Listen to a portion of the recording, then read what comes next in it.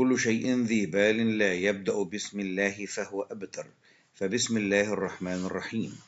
الأسرة المصرية العريقة العظيمة، بناتي الطالبات، أبنائي الطلاب، سلام الله عليكم ورحمته وبركاته.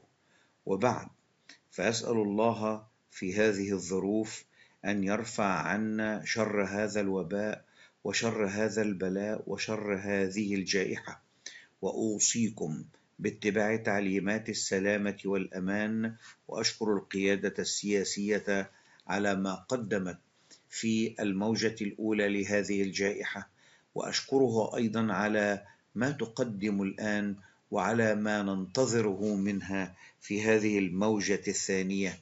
كتب الله لكم السلامة جميعا وحفظ مصرنا الغالية، مصداقا لقوله في سورة يوسف في الآية 9 بعد 90: ادخلوا مصر إن شاء الله آمنين. صدق الله العظيم. وبعد, this is a lesson on plural nouns or pluralization in English. We have different types of plurals in English. One is what we call mutation plural. By mutation plural, we mean that plurals that are formed include what we call a change in vowels, like man, man, woman, women, tooth, teeth, foot, feet, mouse, mice. That is why we call mutation plural. Why? Because it encompasses a change in the vowel. Number two, what we call zero plural. Zero plural applies to count nouns that have the same form for singular and the plural. These are words that are said to have zero plural. These include names of some animals like deer, sheep. Number B, nouns denoting quality when they are pre-modified by a numeral or other quantifier, and particularly when they are attached to a noun head, like 200 people, 3 dozen plants, several $1,000. Like you see, we don't pluralize 100 or dozen or 1,000. This is again what we call zero plural. Number C, measured nouns like foot for length as a length unit, like pound as a unit of weight or of British currency. Optionally, take zero plurals: 6 foot, 20 pound. Like I say before, these are what we call zero plurals. That is to say, they do not admit plural markers or plural suffixes. Number 3, and this is common in English, is what we call foreign plurals. It is common in English to find plural nouns of foreign origin. Alumnus, alumni; corpus, corpora; antenna, antennae; addendum, addenda; synopsis, synopsis; diagnosis, diagnoses; thesis, theses. So it is common to have words like these in English. And you can compare other examples like criterion, criteria; phenomenon, phenomena; memorandum, memoranda; datum, data; or datum, data. Both are correct. Radius, radii; stratum, strata; tempo, tempi. Like I said before, these are common in English. It is common to find in English words of foreign plurals, particularly from Latin or Greek. Number 4 is what we call two-form plurals, return for different usages. For example, antenna has two plurals. Antennas, which we use for a radio, for example. Antennae, it is used or kept for use in the field of zoology. Again, similarly, we use appendix for two different fields.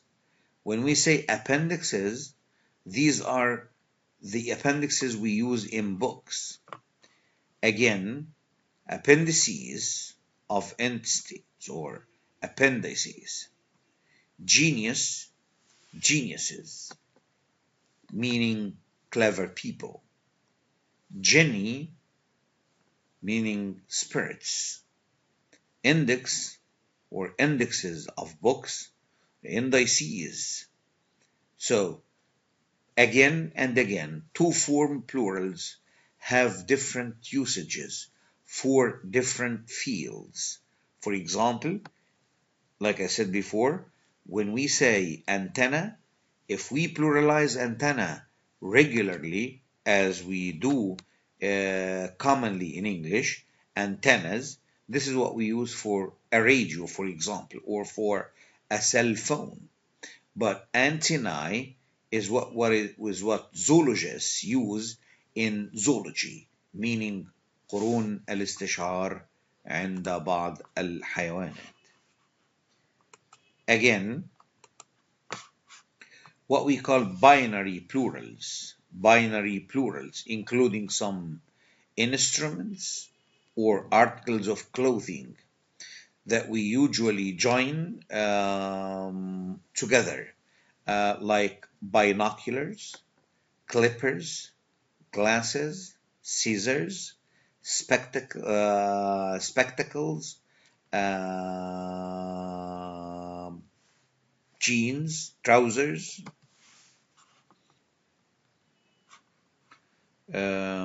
Again, inflected plurals without singulars.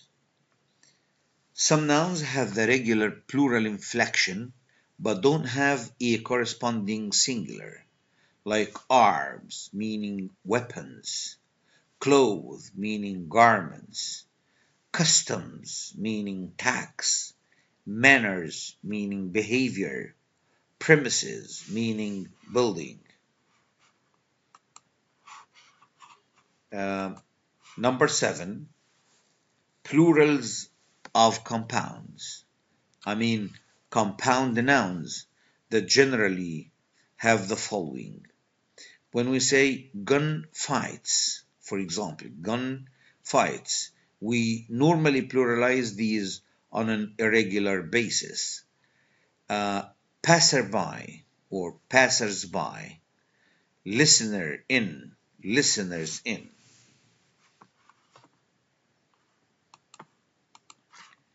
To wrap up, let me sum up again for you.